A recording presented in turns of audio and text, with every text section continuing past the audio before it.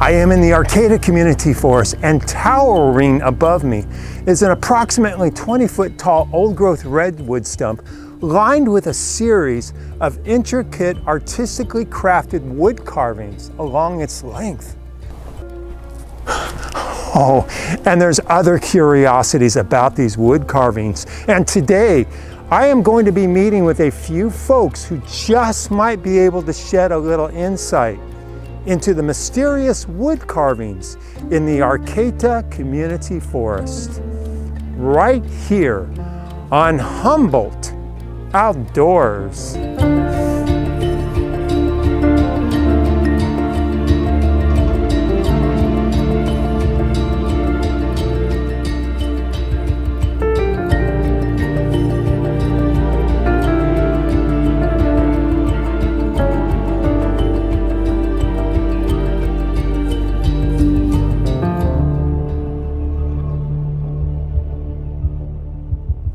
What do you think, Jake? We're going to be able to get some good footage up there? I can try. It's a tight fit. Jake is taking some drone footage of this sculpture throughout its entire length because some of the areas you just can't see real clearly from down here on the ground. I think I got something here. Oh, what is that? Wait. Can you go in closer? It looks like a helmet. Sort of like the Corinthian style that the ancient Greek soldiers used to wear. What is that about? Wait, go around. They're looking at each other. Why are they here? Wow. It must have taken them hours to carve the detail on this. If not days or weeks. Yeah. A lot of effort went into this. Can you go in a little tighter on the deer and get the rest of the sculpture shot? Yeah. Jake and I are going to take some of this footage to a local wood carving artist named Zach, and Zach is going to look it over and tell us what he thinks. Wow. Look at that, the deer and the bear. Oh, okay, one thing I really want to make clear before we move on with this story, and that is any kind of wood carving or defacement of any kind in this beautiful redwood forest is strictly prohibited by the city of Arcata.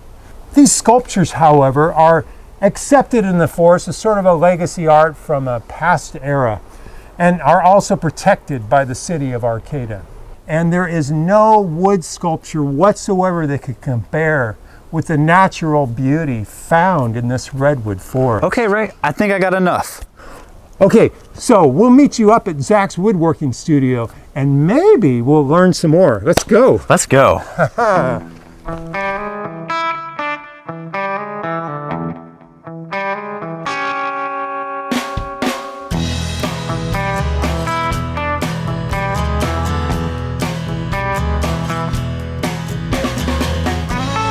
Hey Zach, thank you so much for inviting us to your home studio. We're thrilled to be here.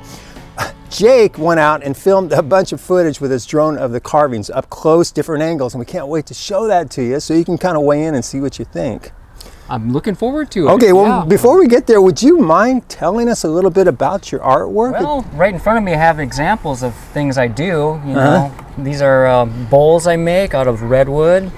Just found wood, you know, on the beach or whatever. The natural shape will dictate how it ends up looking, so. Where is your work exhibited in Arcata mainly? I'm a member at Arcata Artisans, so my work is there. It's a co-op. Almquist Lumber has some of my stuff there, but I have a permanent sculpture at Arcata Scoop, ice cream cone, yeah. The giant ice cream cone in front of Scoops. Yeah. I've seen little kids lick it, you know. Okay. It would be better if we looked at Jake's drone footage inside. Is there somewhere inside we can go look at it? Yeah, I think in my studio back here. Okay, yeah, great. Yeah. Let's go. Let's go. Yes.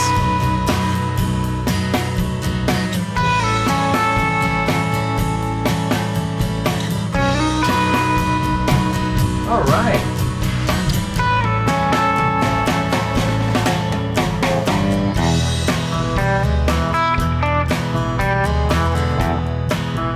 All right, here we go.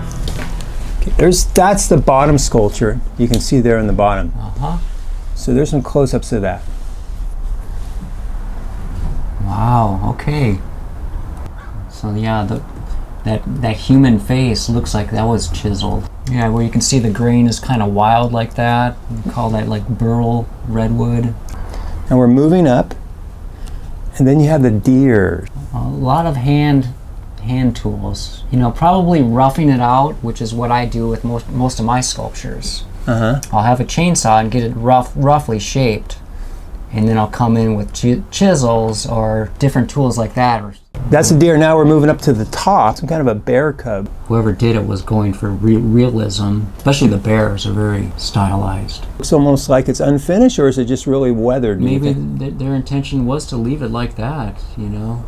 So Yeah. I think it looks kind of cool. How long do you think this took? Just the bear and the cub together could take 50 hours. Could one artist do these different styles? If I had to guess, I would say it was one artist, but who knows? Maybe it was a couple of artists working together. It's really hard to say. Does it appear to you that they were planning to carve more? I don't really see anything started and stopped. Oh, it's too bad all the deer ears are missing except one. About 20 or 30 years ago, those ears went missing until recently when one was rediscovered. And that is what I'm going to explore in the next part of this story. Well, thanks to Jake taking the footage and you analyzing it, it sheds a little light on it for all of us. So Yeah. Thank you so much to both of you. When I first moved here 2 decades ago, I remember walking by that and wondering what's going on with that. You know? All right, well, I got to go explore the rest of this mystery. So thanks again for your time.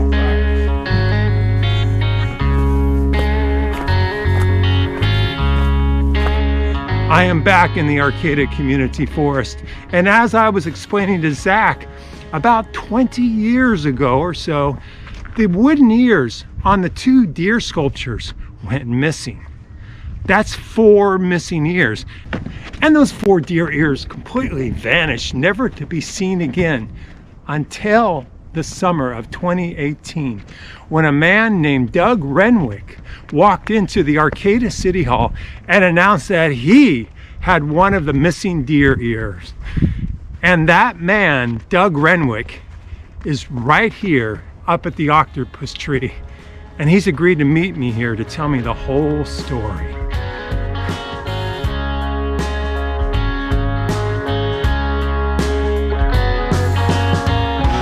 Doug? Oh, hello. Hey, Doug, thank you so much for meeting me here. Okay, how on earth did you find that missing deer ear? I went to a garage sale one time, and I see this artifact there for sale, $3. Actually got them down to $2. And I said, that looks a lot like the missing ear on the deer on the sculptures here in Arcata Community Forest. Do you have any idea of how it ended up at that garage sale? It looked like it had been indoors for decades.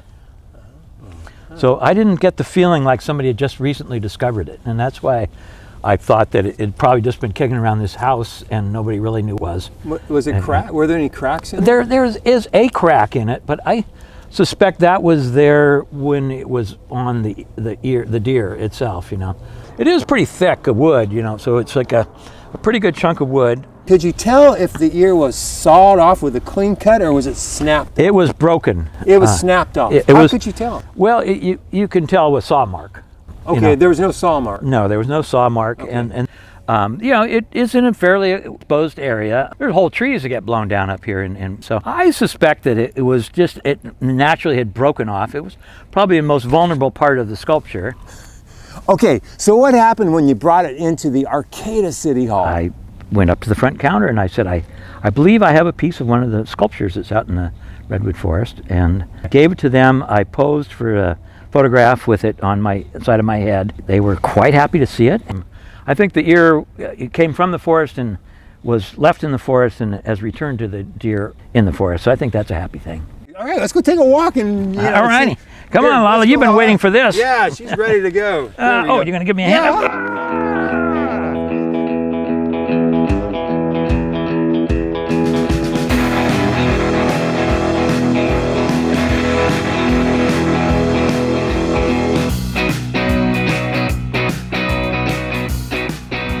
This is the Arcata City Hall where Doug returned the ear in the summer of 2018.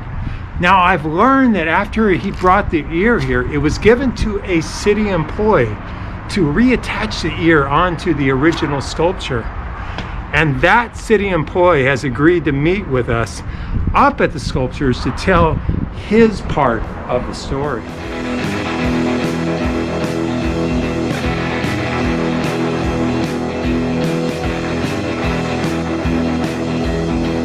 Javier, thank you so much for coming out. Come here. Oh, it is such a pleasure to meet you. Fantastic. Nice to see you. Oh man, you are the guy who put the ear back on the deer. Tell me the story. Yeah, I mean, my boss said, gave me this ear. He said it belonged to this sculpture. It had been broken and had been lost for a long time. So my job was just to climb up to the sculpture and reattach the missing ear. So you had to come up here and figure out which ear that goes on to. That's right. I didn't know if it was the left or the right. There's a bigger deer and a smaller deer. So, but it was pretty apparent what size, what ear was the one that I needed to reattach. Wow. Because it was a perfect fit. How did you do it? And I just put a bunch of exterior glue, and then I got me some clamps and glue it together.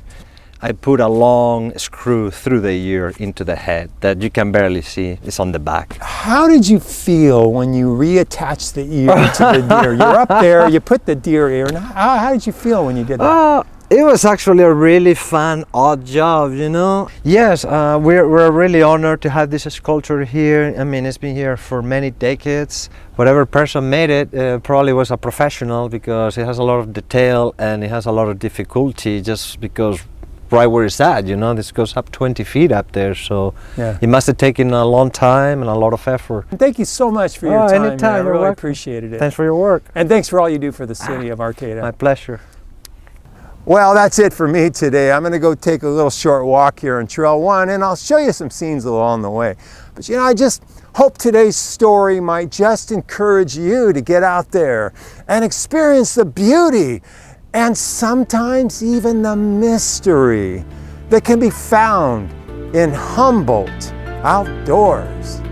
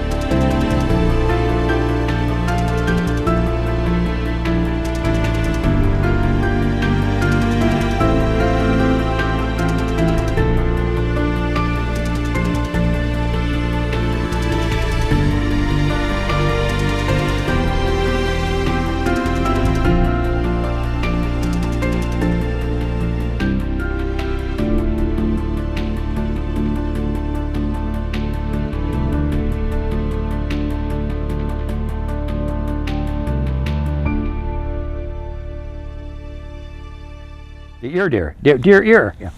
The deer ear that was missing from the deer. Yeah. The deer ear. The deer ear. Yeah. And she is a deer dog too. So we're really quite happy to have Lala the Chihuahua is her name.